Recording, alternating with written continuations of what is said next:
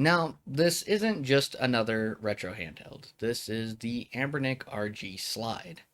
And I've been messing around with this for the last few days, getting familiar with everything it can do. No unboxing fluff, no fake excitement, just a real look at what this thing actually offers and whether or not it deserves a spot in your collection.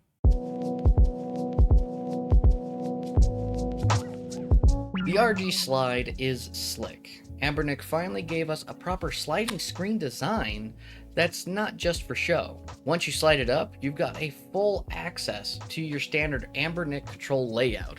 That familiar D-pad, high-resolution analog sticks with no magnetic interference, solid feeling face buttons, and stacked shoulder buttons that don't feel cheap.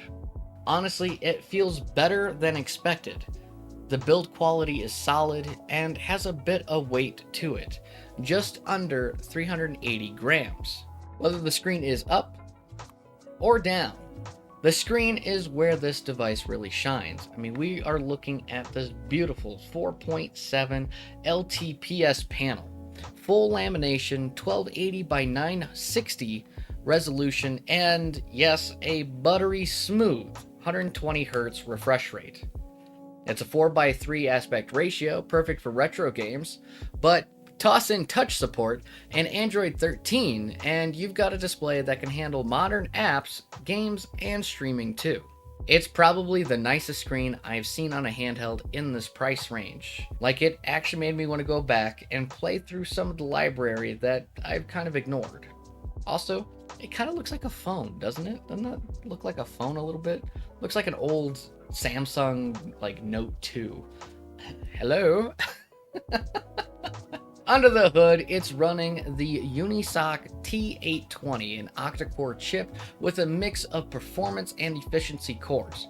Backed by 8 gigs of LPDDR4X RAM and 128 gigs of fast UFS 2.2 storage. Translation, it runs almost everything you throw at it. PS2? Check. GameCube and Wii? Smooth on Dolphin.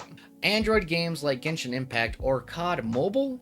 Playable. You might just have to drop down the settings just a tad. And for my fellow tinkerers, emulation front ends like RetroArch, Daijo, or ESDS, which is basically Emulation Station, work beautifully. You can even plug in a controller, I recommend the Nixie, and play this on the big screen. We're currently scraping art on Emulation Station right now, so we're just gonna let that do its thing. But this thing is packing some wild features. Real-time AI translation for games, built-in game guide lookups, a 6-axis gyroscope, active cooling with a heat pipe and fan, display port output through the USB-C, again, Type-C, so yes, you can play on the big screen, like I already said.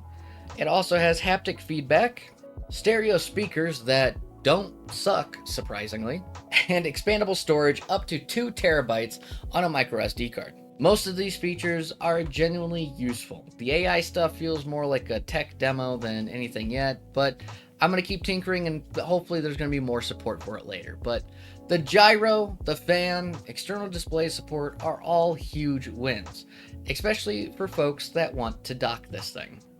Getting into the battery life, the RG Slide rocks a whopping 5,000 milliamp hour battery, which nets you around 5 to 6 hours depending on what you're doing. That fancy screen and fan do drain it faster, especially when pushing heavier emulation or Android games, where the charging is pretty standard at 5 volts, 2 amps, and it takes roughly 3 hours to top off.